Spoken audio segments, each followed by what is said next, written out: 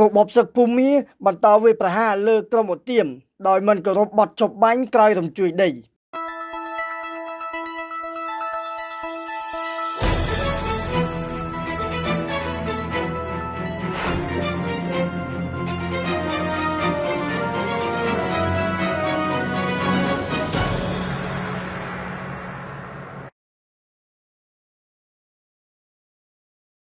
របបសឹកភូមិដែលបានសន្យាផ្អាកការវាយប្រហារបណ្ដោះអាសន្នទៅលើក្រុមឧទាមបន្ទាប់ពីប្រទេសបានជួបគ្រោះរញ្ជួយដីនោះគឺនៅតែបន្តវាយប្រហារដដែលនេះបើផ្អែកតាមព័ត៌មានប្រមូលបានដោយទីភ្នាក់ងារសារព័ត៌មាន Reuters ចេញផ្សាយកាលពីថ្ងៃទី25មេសាគ្រោះរញ្ជួយដីកាលពីថ្ងៃទី28មីនាបានផ្ដាច់ជីវិតមនុស្សប្រមាណ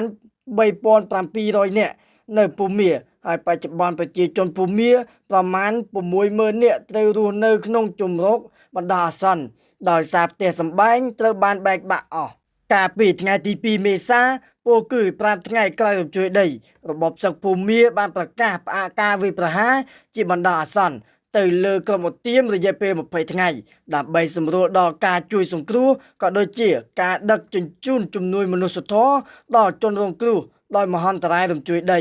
ហើយបន្ទាប់ពីមានអន្តរាគមន៍ពីលោកនាយករដ្ឋមន្ត្រីម៉ាឡេស៊ីរបបសឹកភូមិបានសុខចិត្តពន្យាពេលផ្អាកការវាយប្រហារនេះដល់ថ្ងៃទី30មេសាក៏ប៉ុន្តែផ្អែកតាមព័ត៌មានប្រមូលបានដោយទីភ្នាក់ងារព័ត៌មាន Reuters ដោយផ្អែកលើទិន្នន័យផ្ដល់ឲ្យគឺរបបសឹកភូមិបានបន្តវាយប្រហារលើក្រុមឧទាមដដែលដោយមិនគោរពការសន្យារបស់ខ្លួនទេទីភ្នាក់ងារព័ត៌មាន Reuters បានព្យាយាមតាក់ទងទៅកាន់អ្នកនាំពាក្យរបបសឹកភូមិ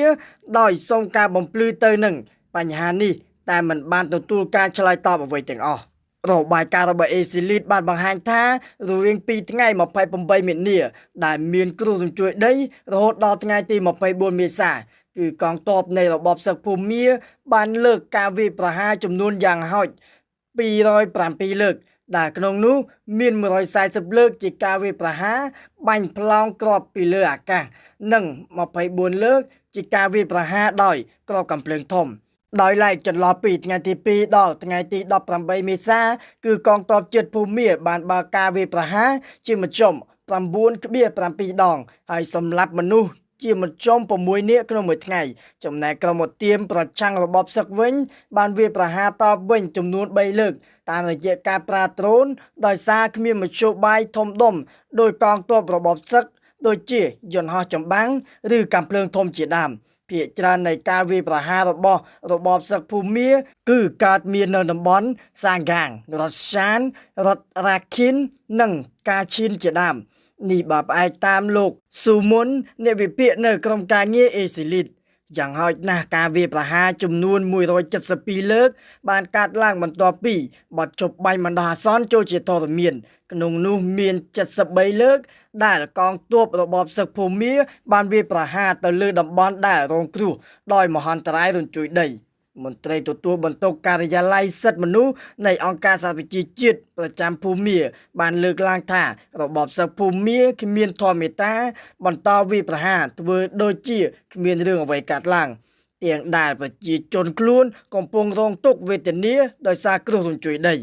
សូមរំលឹកថាគ្រោះរញ្ជួយដីកម្រិត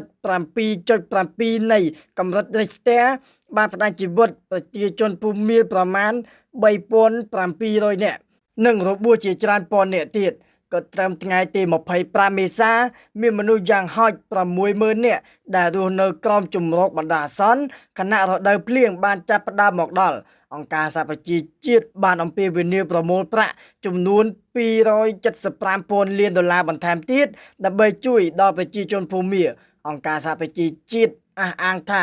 មុនមានគ្រោះជួយដីប្រជាជនភូមិប្រមាណ4លាន3សែននាក់ដែលត្រូវការជំនួយឧបត្ថម្ភបន្ទាន់ដោយសារតែសង្គ្រាមស៊ីវិលតែចំនួននេះបានកើនឡើង2លាននាក់បន្ថែមទៀតបន្ទាប់មានគ្រោះជួយដី